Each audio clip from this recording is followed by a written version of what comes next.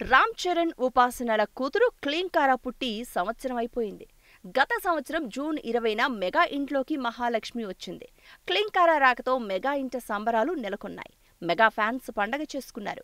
ఇక క్లీంకార పుట్టిన తర్వాత రామ్ చరణ్ కి మరింత నేషనల్ వైడ్ స్టార్డమ్ రావడం, చిరంజీవికి పద్మ విభూషణ్ రావడం, పవన్ కళ్యాణ్ డిప్యూటీ సీఎం అవడం, వరుణ్ తేజ్ పెళ్లవడం ఇలా మెగా ఫ్యామిలీకి కలిసి వస్తూ ఉండడంతో క్లీంకార పుట్టాకే మెగా ఫ్యామిలీ మరింత సంతోషంగా ఉందని కూడా పలువురు భావిస్తున్నారు. అయితే ఇప్పటివరకు క్లీంకార ఫేస్ పూర్తిగా ఒక్కసారి కూడా చూపించలేదు.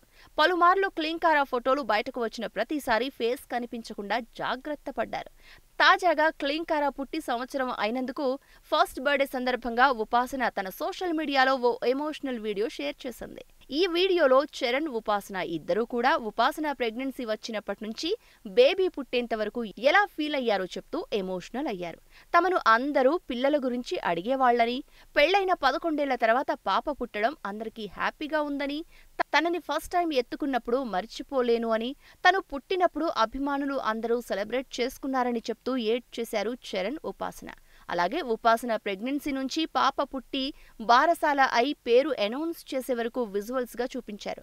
దీంతో ఉపాసన షేర్ చేసిన ఈ వీడియో వైరల్ గా మారింది. రామ్ చరణ్, ఉపాసనలకు కూతురు పుట్టినప్పటి నుంచి మెగా ఫ్యామిలీ ఫుల్ సంతోషంలో ఉంది. ఈ మెగా లిటిల్ ప్రిన్సెస్ పుట్టినప్పటి నుంచి వైరల్ అవుతూనే ఉంది.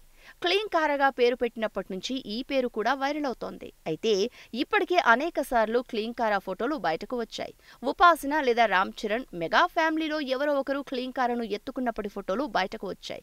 కానీ ఇప్పటి వరకు కూడా క్లీంకార ఫేస్ చూపించలేదు. దీంతో మెగా అభిమానులు నిరాశ చెందుతున్నారు. మా లిటిల్ ప్రిన్సెస్ ఫేస్ ని చూపించండి అంటూ అడుగుతున్నారు. క్లీంకార పూర్తి ఫేస్ ఎప్పుడు చూపిస్తారా అని మెగా అభిమానులు ఎదురు చూస్తున్నారు.